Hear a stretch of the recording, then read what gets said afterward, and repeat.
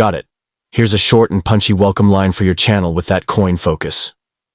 Welcome back to my channel, Coin 1 Penny, where every coin tells a story, and even a single penny could be worth a fortune.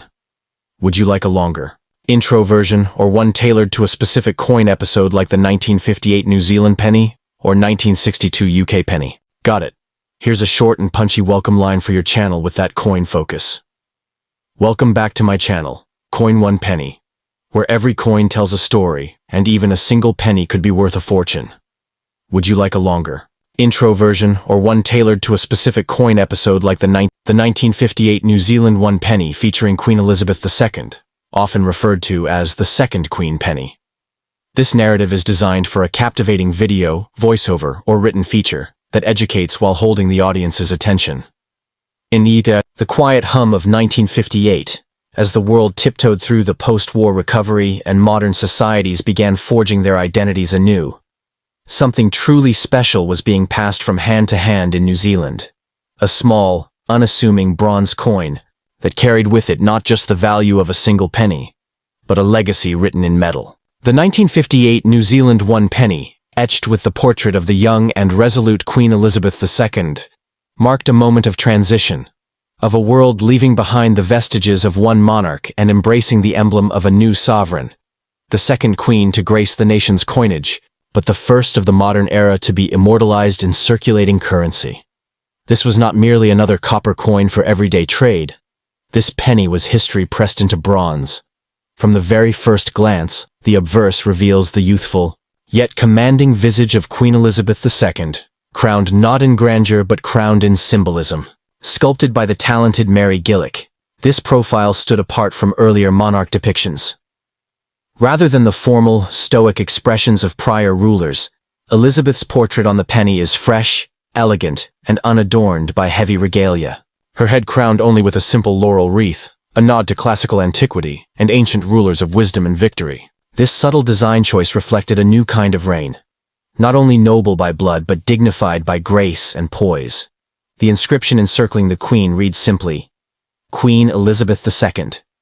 It omits the older Latin form, breaking from tradition and stepping into clarity for the modern world.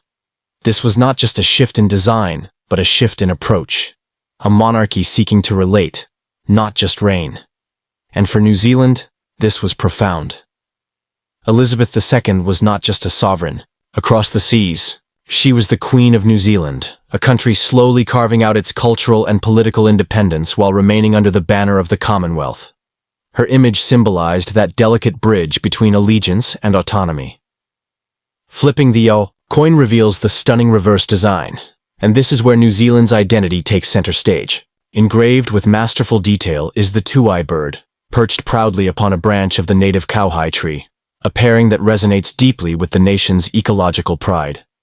Designed by the renowned Leonard Cornwall Mitchell, the reverse captures the soul of New Zealand, a land of songbirds, resilience, and beauty. The tui is not merely decorative, it symbolizes voice, adaptability, and cultural richness. Maori mythology often considers birds as messengers, and this coin, this 1 penny, becomes a messenger of unity, bridging monarchic tradition with local heritage. The date 1958 rests below the branch with the denomination 1 penny balanced above it in clean, crisp typeface. It's a coin that doesn't just tell the year, it tells a story of that year. Each detail, from the feathered contours of the tui to the branching symmetry of the kohai, represents an artistry rarely seen in modern circulating coinage. It's a coin you could study for hours, and many collectors do, not just for its aesthetic, but for its hidden potential. While the mintage of the 1958 penny was in the millions, a common circulating coin at the time, what gives it value today isn't rarity in quantity, but rarity in condition. Many of these coins were heavily used, their surfaces worn by the touch of thousands of hands. But those that were preserved, untouched by circulation, unblemished by time, are today highly sought after in the numismatic world. Mint state. Examples, especially those graded at MS65 and above, can fetch impressive prices, especially when paired with rich toning or near-perfect strike detail. Even more exciting are the error variants, coins struck slightly off-center, coins with die cracks, or even double-struck letters. These anomalies transform a regular coin into a numismatic gem, raising the value exponentially. Collectors across New Zealand and the UK are increasingly on the hunt for these quirky treasures, knowing that a single overlooked penny in a family collection could be worth far more than face value. And with interest in Commonwealth coins rising globally, the 1958 penny is rapidly becoming a centerpiece for collectors of British and New Zealand currency alike. Beyond its financial value, however, the true worth of the 1958 New Zealand penny lies in its symbolism. It encapsulates a chapter of global history when nations were redefining themselves after the turbulence of war. It's a relic of a young queen's early reign, her face full of promise and stability, and it's a quiet nod to the voices of New Zealand's land and people, their birds, their flora, their stories. For many, holding the 1958 penny is like holding a time capsule, a tangible link to a decade of both humility and transformation. The 1962 Elizabeth II 1 penny, inscribed with Elizabeth Dei Gratia Regina F.D., meaning Elizabeth, by the grace of God, Queen, Defender of the Faith, is one of the last great bronze pennies to circulate widely before decimalization reshaped British currency forever. And it's not just a coin. It's a time capsule, a mirror of tradition, legacy, craftsmanship, and hidden value. Now let's talk about the design, which is where history breathes its deepest. On the obverse, we see the youthful portrait of Queen Elizabeth II, facing right, crowned not with jewels, but with dignity, grace, and simplicity. The portrait was designed by Mary Gillick, whose depiction of the Queen without a crown marked a bold artistic shift from past monarchs. This design was more personal, more human, capturing a young sovereign in the early years of her reign.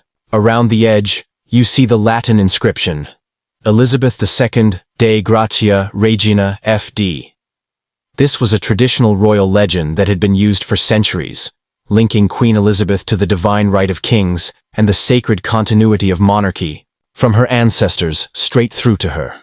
Flip the coin to the reverse, and you are greeted by a figure that has become iconic across the numismatic world, Britannia. This symbolic representation of Britain, seated with a trident in one hand and a shield bearing the Union Jack in the other, harks back to Roman times. She faces the sea, evoking Britain's maritime heritage, its naval dominance, and its role as a global empire. The design on the 1962 penny had remained largely unchanged for over 100 years, a symbol of tradition and stability. And beneath her feet? The date. 1962. One tiny number that tells a massive story. At a glance, this penny may seem common. After all, more than 100 million were minted in 1962. But here's where it gets interesting. Within that massive mintage, not all coins are created equal. Some were struck slightly off-center. Others were minted with die cracks, doubling on letters, or alignment errors. These small imperfections, often unnoticed by the general public, are gold to collectors. In high-grade condition, especially uncirculated or proof-like strikes, these coins fetch a premium, and in rare cases can be worth hundreds or even thousands of pounds when the error is significant. Beyond errors, the condition of your 1962 penny makes all the difference. The grading scale, from good to brilliant uncirculated or proof, can catapult a coin's value from pennies to a small fortune. A coin that has never seen circulation, perhaps pulled from a mint set or stored in a coin collector's airtight case, will command the attention of high-end buyers. Tonal brilliance, luster, minimal scratches, all become critical factors in valuation. So while the average 1962 penny might trade hands for modest amounts, the right one in pristine condition becomes a collector's gem. Let's not forget the historical context surrounding this coin. The year 1962 was a turning point. The post-war British Empire was rapidly decolonizing. Harold Macmillan was Prime Minister, and the UK was preparing to shift economically and politically toward Europe. Against this backdrop, the humble penny, still made of solid bronze, symbolized a country holding on to tradition while slowly inching into modernity. It was one of the last full years the bronze penny would be produced in such vast quantities before the decimal switchover was announced later in the decade. Another fascinating layer is this. The 1962 penny played a role in everyday British life. It bought sweets, newspapers, and bus fares. It passed through millions of hands, from school children to shopkeepers. It jingled in soldiers' pockets and nestled in post office tills. This wasn't just a coin sitting in a display case. It lived. It breathed. It traveled across Britain and her overseas territories, echoing the rhythm of life during one of the most culturally rich decades in British history, the swinging 60s. And that brings us to the British Crown dependencies and overseas territories. These regions often used UK coinage, including the 1962 penny. Whether you were in Gibraltar, the Falkland Islands, Bermuda, or St. Helena, this very coin could have circulated in your palm. It had international utility, not just domestic. That makes the search for regionally circulated or specially marked pennies even more thrilling, because certain territories occasionally struck their own local variants or kept small numbers in reserve that never re-entered circulation. In today's coin-collecting world, nostalgia and legacy fuel demand. As Queen Elizabeth II's reign became the longest in British history, her early coinage, especially those featuring Mary Gillick's youthful portrait, has surged in desirability. The 1962 penny stands out as a cornerstone of mid-century numismatics. Whether you're a new collector, a casual hobbyist, or a seasoned investor, it offers incredible storytelling potential, deep historical roots, and genuine market interest.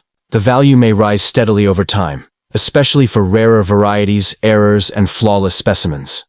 So, if you have one of these beautiful bronze pieces, don't dismiss it as just an old coin. Study it, appreciate it, check its edges, test its magnetism, look for doubling or off-strike features. If it's crisp, clean, and uncirculated, hold on to it like it's a treasure, because it is. This 1962 penny isn't just a token of the past, it's a bridge to a royal legacy, an artistic gem, a tool of commerce, and potentially, a surprise. Take it to the next level of your collecting.